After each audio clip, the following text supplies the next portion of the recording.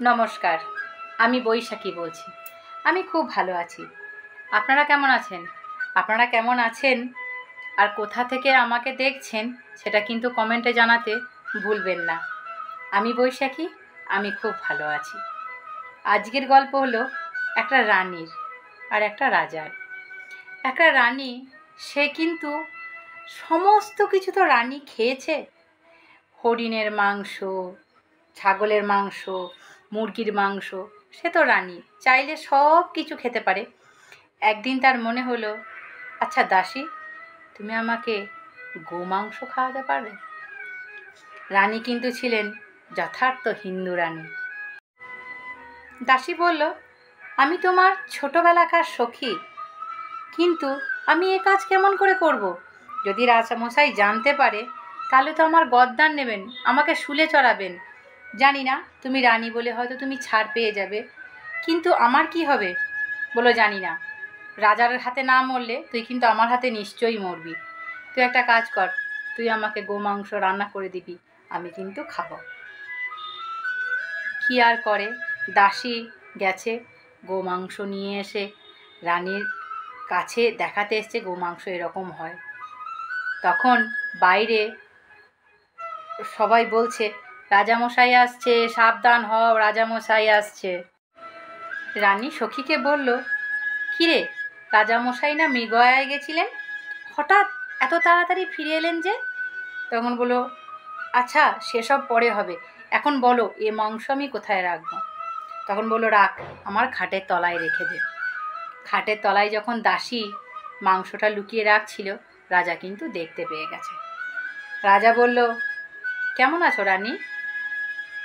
রাজা যেই ঘরে ঢুকলো, সমস্ত দাসী বেরিয়ে গেল। রাজা রানী নিজের মনে গল্প করতে লাগলো।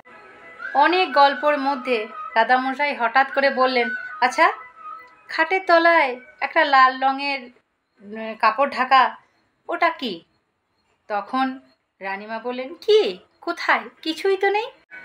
রানীমা বুঝে গেছিলেন এবারে তার মৃত্যু ঘনিয়ে এসছে, আর মৃত্যু যদিও বা না হয় তাহলে কিন্তু রানীকে বনে নিশ্চয়ই পাঠাবেন। রানীমা মনে প্রাণে মা বিপত্তারিণীকে ডাকতে লাগলেন, মা বিপত্তারিণী, তুমি আমায় রক্ষা করো, আমি ছোট থেকে তোমার পুজো করে আসছি, আজ তোমায় আমায় রক্ষা করতেই হবে। এই বলে রাজামশাই দাসীকে ডেকে পাঠালেন। মনে মনে কিন্তু রানীমা বিপত্তারিণী ধ্যান করছেন। হঠাৎ করে দাসী ঘরে ঢুকলো, বললো, দাসী, খাটের তলা থেকে বের করো তো যে লাল কাপড় ঢাকা একটা থালা তুমি রাখলে, সেটা বের করো।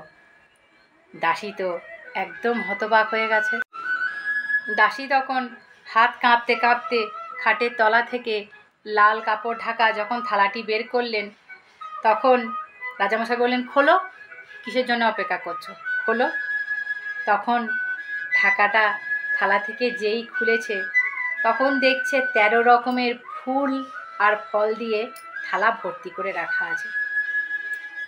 এই দেখে রাজামশাই ভীষণ খুশি হলো এবং বলল, তুমি লুকিয়ে লুকিয়ে ফুল ফল খাটের তলায় রাখছিলে কেন? পুজো করতে হলে প্রাণ খুলে করো, তুমি হিন্দু রানী, করো, কিসের পুজো করতে চাইছিলে তুমি? রানী তখন ভয়ে ভয়ে বললেন, বিপত্তারিণী পুজো। রাজামশাই বললেন, আচ্ছা, তুমি বিপত্তারিণীর পুজো করতে চাও তো? তখন থেকে সেই রাজ্যে ঘটা করে বিপত্তারিণী পুজো শুরু হয়ে গেল। নমস্কার, আমার গল্প যদি ভালো লেগে থাকে বন্ধুদের সঙ্গে শেয়ার করুন, আর আমার চ্যানেলটা সাবস্ক্রাইব করুন। আমার হাতে হাত রেখে আমাকে এগিয়ে যেতে সাহায্য করুন। এরকম আরও অনেক গল্প আমি আপনাদের শোনাতে চাই। ভালো থাকবেন, সুস্থ থাকবেন।